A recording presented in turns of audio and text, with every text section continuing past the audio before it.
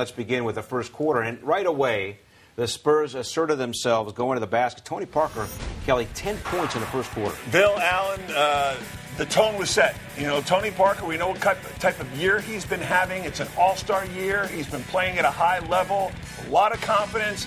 And you see how open that paint area is. The San Antonio Spurs, we talk about their execution now. They get what they want, and they came out here with a game plan. It was executed perfectly by Tony Parker. He set the tone in this game in that first quarter with 10 points, and from that point on, San Antonio basically did whatever they want, except for a few times when the Knicks got back in the ball game. They couldn't sustain anything San Antonio could. My question for you, Kelly, is we've seen teams gear up against the Knicks and obviously try to stop Jeremy Lin. And what do? They blitz him with high traps. They get the ball out of his hands. The Knicks really played Tony Parker straight up and played the pick and roll where, you know, Jeremy Lin, Iman Shumpert ran into those big screens from Tim Duncan.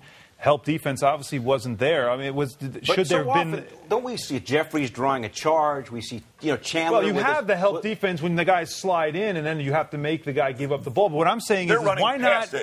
Why not get before he even gets to the screen? Why not blitz him? Last night when you defend how to defend the Knicks now? Teams are going to come after Baron Davis and Jeremy Lin because why? That's the head. Yeah. Okay. That's where it all starts. If they can take away that, we saw some of it tonight. The Knicks get a little stagnant, not sure what to do, ball doesn't move. You've got to at least attempt to do that against San Antonio, make someone else beat you, because if you can corral Tony Parker, easier said than done, but if you can slow him down, take the ball out of his hands, double team him, maybe it slows them down, makes them rush, not get into what they want to do. There was no attempt. He beat the defense every single time down the floor. All right, so despite all this, and Parker with the big first quarter, Knicks only down by 5 after 1. But Kelly, in the second quarter, Spurs outscored the Knicks 30-18, and that's where the game really turned. And 16 points in the paint, mostly by the guy named Tony Parker. Smallest guy on the court. This is kind of, just a continuation of what happened in the first quarter. The Spurs, again, we talk about their execution, great spacing. Look at the spacing on the floor.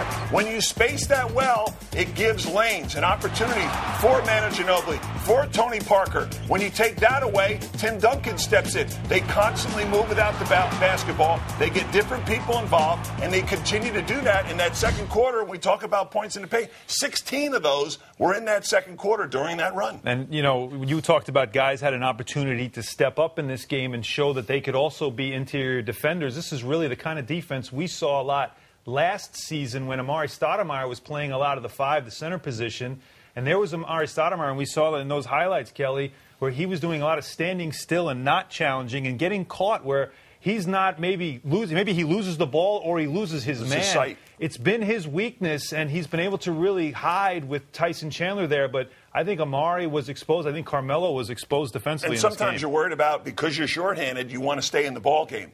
And that takes away your intensity. Don't want to get fouls. And it's got to be talked about. Last season, I remember from being in that locker room and talking to them after games, a lot of times Amari would talk about how he wanted to stay out of foul trouble. And obviously with the injuries to the Knicks in their front court, they're light. He had to stay in the game. But still, how many times do you let a guard get to the rim before maybe once putting him on the deck just to send a message? It's too easy. For this type of team that they're playing against, you just can't allow them to execute that easily. All right, so with the run there in the second quarter at the half, Spurs were up by 17, and then, Kelly, more the same in the third quarter, except this time the Spurs took it to the outside and still succeeded. And this is why they're the Spurs. I mean, you can forget about them as being a contender, whatever you think, but they can also beat you on the outside. If they pack in that paint area, they start knocking down threes. 4 of 8 three-pointers in the third quarter, 2 of them by Gary Neal, did a real nice job, and like I said, they take whatever the defense gives you. That's why they're so impressive to watch at times, because like we talked about in the opening of this game,